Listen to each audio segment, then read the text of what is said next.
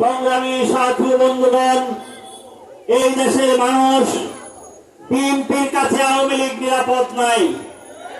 এই দেশের মানুষ আওয়ামী লীগের কাছে বিএনপি জামাত নিরাপদ নাই। এই দেশের মানুষ শান্তি চায়।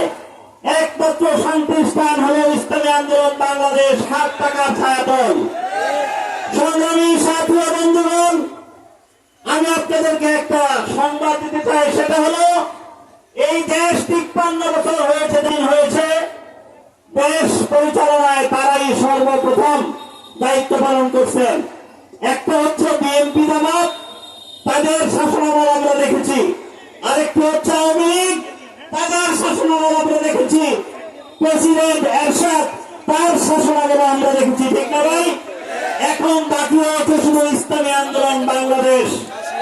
আমাদের সাহেব মুফতি ফজলুল করিম সাহেব বলেছেন, আমাদেরকে ক্ষমতা বসান, আগামী 10 বছরের মধ্যে যদি দেশের উন্নয়ন করে দেখাতে না পারি, তাহলে আমরা এই দেশ চালাবো না, আমরা এমনিতেই ক্ষমতা ছেড়ে চলে যাব।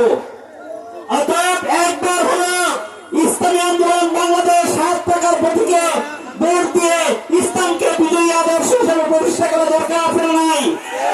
যদি আমরা ব্যর্থ হই, অবশ্যই আমরা আপনাদের প্রতিবাদ ছাড়াই আমরা পদত্যাগ করে চলে যাবো, আমার সাহেব বলেছেন। অতএব আমি উদাত্ত আহ্বান জানাবো, প্রত্যেকটি গ্রাম মহল্লায়, প্রত্যেকটি জেলা শহরে, বাংলাদেশের যত জায়গা আছে সমস্ত জায়গায় ইসলামী আন্দোলন বাংলাদেশ 7 টাকার দাওয়াতের মাধ্যমে আমরা গণবিপ্লব সৃষ্টি করে এই দেশে ইসলামী হুকুমত প্রতিষ্ঠা করতে চাই। এই আশাবাদ ব্যক্ত করে আমি আমার আলোচনা এখানে শেষ করছি।